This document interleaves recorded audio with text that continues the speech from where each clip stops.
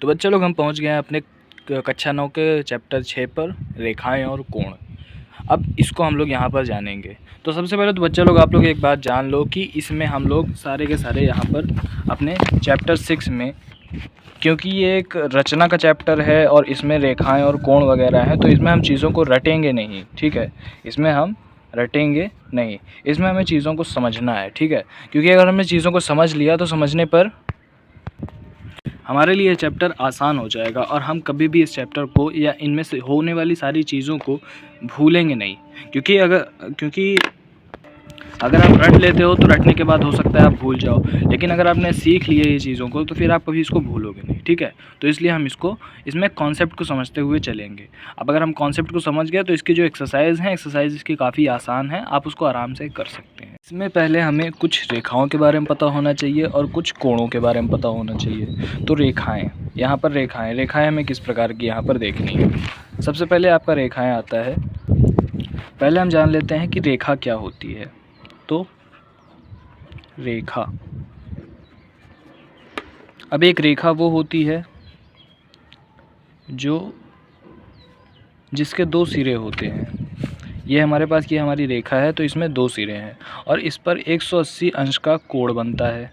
ये जो कोण है ये 180 अंश का होता है, ठीक है। तो एक रेखा वो होती है जिस पर 180 अंश का कोण होता है और इसके दो सिरे होते हैं। ये कई सारे बिंदुओं से मिलकर के बना होता है। तो ये आपकी यहाँ पर इसमें रेखा हो गई। मैं डिफिनेशंस के सारी यहाँ पर लिंक आपको दे दूंगा, या फिर हो सकता है कि मैं आपको यहाँ इसमें फ्लैश हो रहा होगा तो उसको आप देख सकते हो। तो इसमें मैं यहाँ पर समझा रहा हूँ कि एक रेखा क्या होती है। अगला, प्रतिच्छेदित रेखाएं। प्रतिच्छेदित रेखाएं, अब ये हमारे पास है प्रतिच्छेदित रेखाएं। तो प्रतिच्छेदित रेखाएं क्या होती हैं? आपके पास दो रेखाएं होंगी। ये दो रेखाएं जो आपस में टकराती हैं, ये जो क्रॉस यहाँ पर हो रहा है, ये दोनों रेखाएं आपस में प्रतिच्छेदित रेखाएं। इसको मैं मान लेता हूँ L और M मान लेता हूँ, इसको यहाँ पर P और Q। तो ये जो दोनों रेखाएं हैं ये आपस में यहाँ प्रतिच्छेद कर रही हैं, एक दूसरे में टकरा रही हैं, तो इसको हम यहाँ प्रतिच्छेदित रेखाएं कहते हैं, ठीक है। आप इसको डिफिनेशन लिख सकते हो अपने से। इसके बाद आता है समांतर रेखाएं। तीसरा, समांतर रेखाएं। अब इनका केस थोड़ा सा ख़राब है। इनका केस ये है कि समांतर रेखाओं में ऐसा होता है कि इसमें दो रेखाएं हैं आपके पास, एक ये L और M हो गई और एक P और Q हो गई। तो इसमें हर जगह पर इसमें जो भी ये L और M की दूरी है, ये यहाँ पर अगर 4 मीटर है तो ये थोड़ी दूर बाद भी यहाँ पर 4 मीटर ही होगा और हर पॉइंट पर ये 4 मीटर ही होगा। मतलब ये आपस में कभी भी मिलने वाली नहीं है।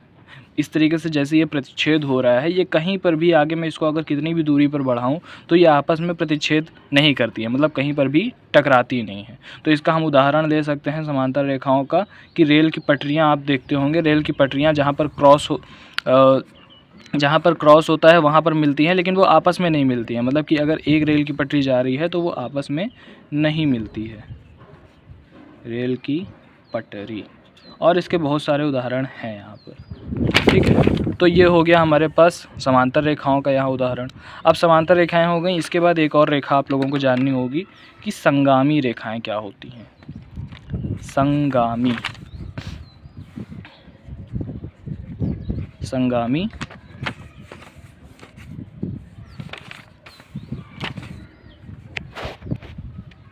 रेखाएं।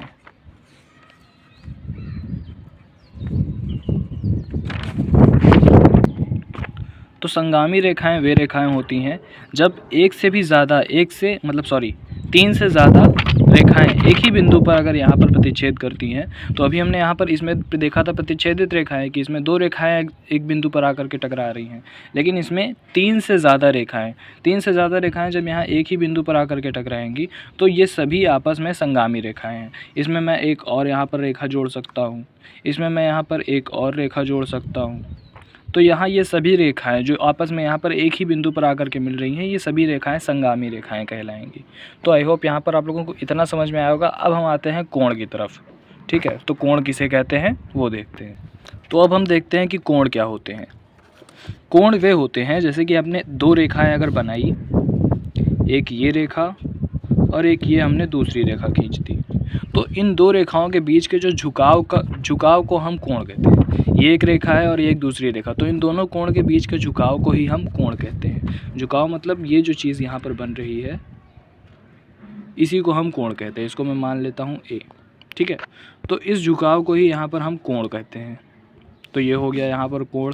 आप इसमें लिख सकते हो कि दो रेखाओं सिंपल सी डेफिनेशन है, दो रेखाओं के बीच के झुकाव को कोण कहते हैं। सिंपल सी डेफिनेशन है, ठीक है। इसके बाद अब कोण भी कई प्रकार के होते हैं। अब अगर आप कोणों पे आ जाओगे तो कोण यहाँ कई प्रकार के होते हैं। तो पहला हम यहाँ पर टाइप लिखेंगे अपना समकोण। समकोण क्या होता है?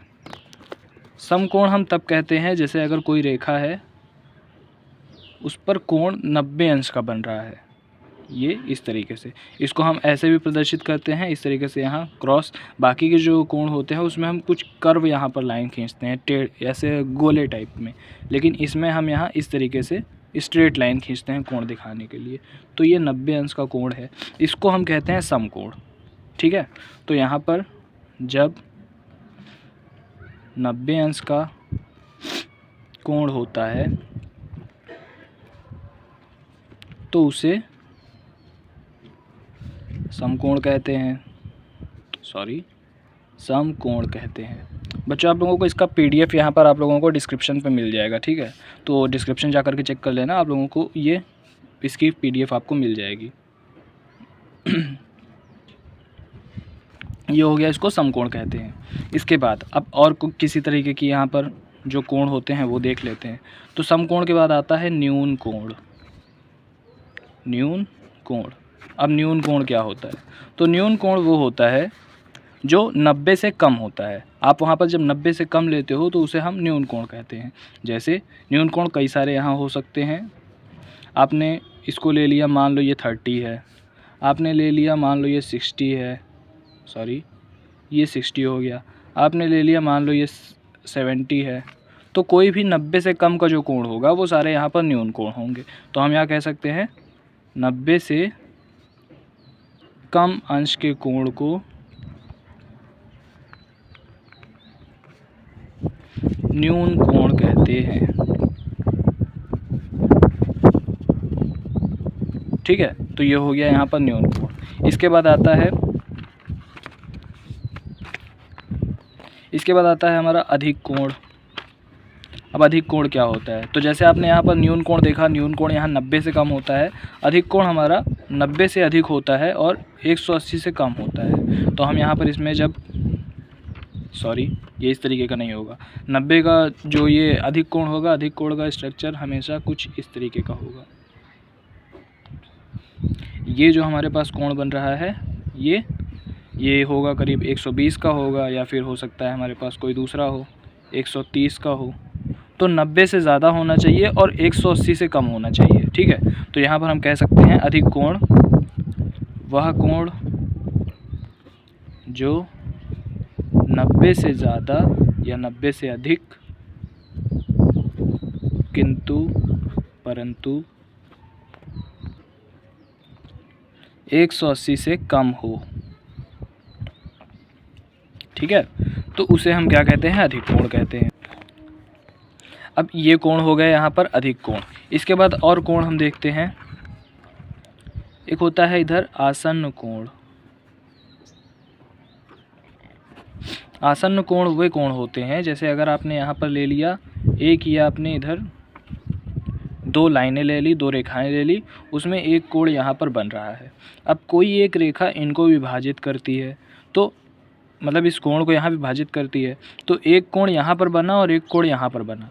ये दोनों कोण आपस में आसन्न कोण होंगे, ठीक है। ये दोनों कोण आपस में आसन्न कोण होंगे क्योंकि इन दोनों में एक रेखा ऐसी है जो दोनों तरफ कॉमन है। इधर से भी आप देखोगे तो ये एक लाइन कॉमन मिलेगी। मैं यहाँ पर इसको ABC मान लेता हूँ।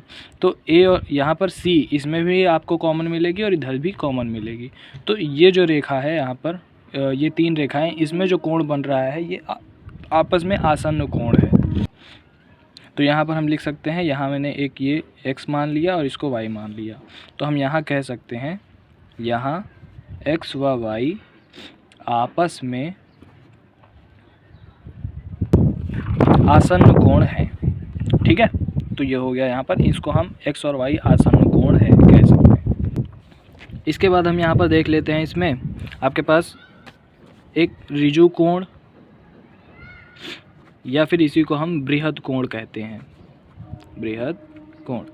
तो ये क्या होता है, ये तब हम कहते हैं जैसे कि अगर कोई कोण 180 पर बना हुआ हो, मतलब आपने ये रेखा एक खींच दी तो इसमें जो 180 का कोण बनता है, पूर्ण 180, बिल्कुल परफेक्ट 180, 180 से ना कम, 180 से ना ज़्यादा।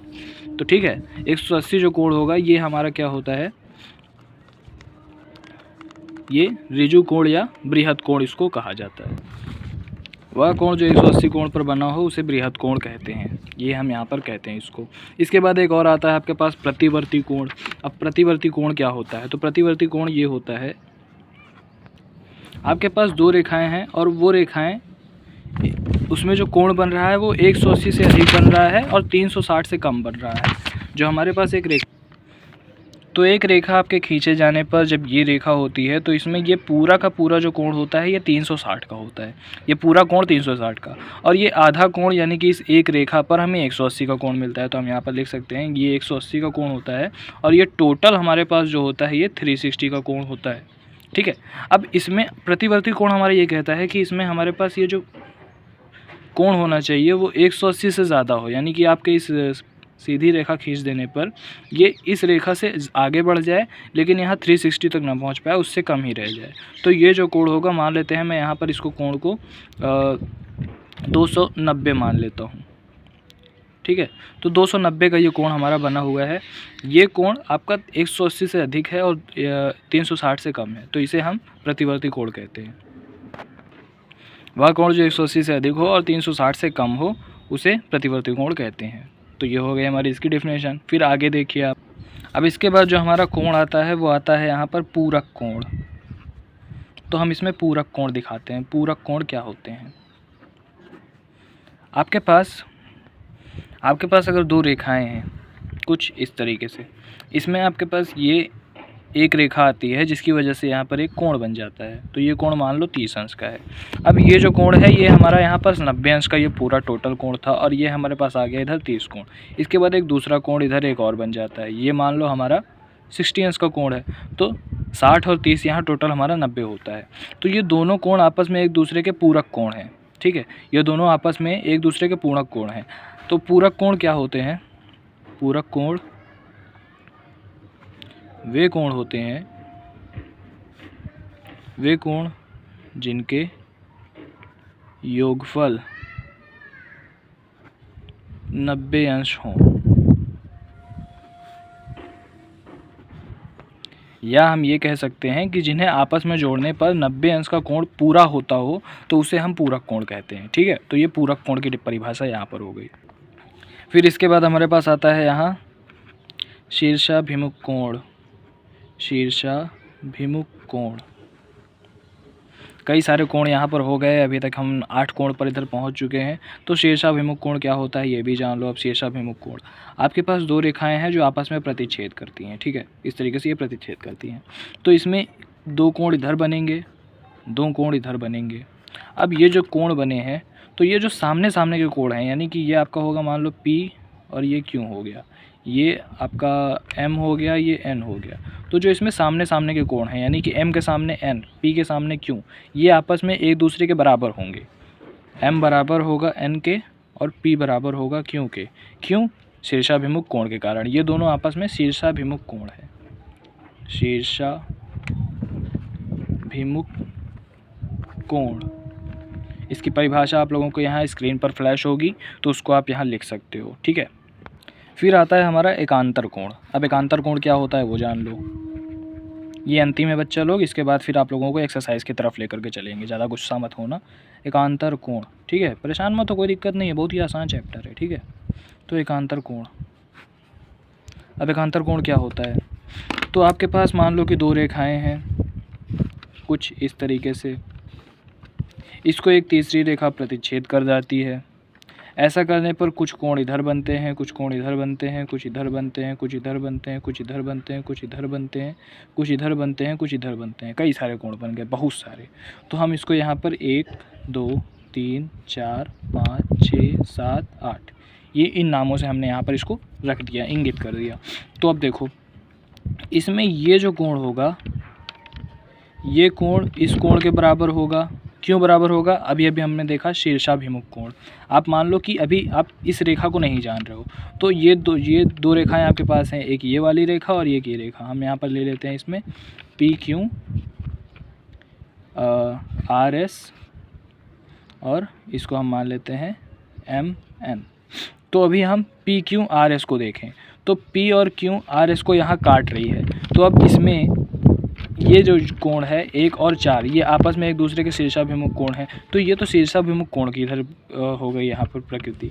लेकिन एकांतर कोण ये होता है कि आपके पास जो ये आपके पास ये कोण है, ये कोण इधर भी आपका बराबर होगा एकांतर कोण होने की वजह से। क्योंकि जब दो रेखाएं समांतर रेखाएं को एक तीसरी आपकी तिरछी रेखा जब काटती है तो ये कोण और ये कोण आपस में बराबर हो जाते हैं एकांतर कोण की प्रकृति से। ठीक है, तो ये कोण इसके बराबर होगा, 2 कोण 5 के बराबर होगा, 3 कोण 7 के बराबर होगा, 4 कोण 8 के बराबर होगा। तो एक जो है वो 5 के बराबर, 2 6 के बराबर, 3 7 के बराबर, 4 8 के बराबर। इस तरीके से यहाँ हो जाएगा। तो हम यहाँ एकांतर कोण की प्रकृति इस तरीके से लिख देते हैं कि जब दो समांतर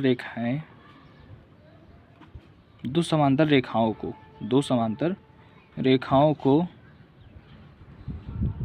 एक तिरछी रेखा काटती है,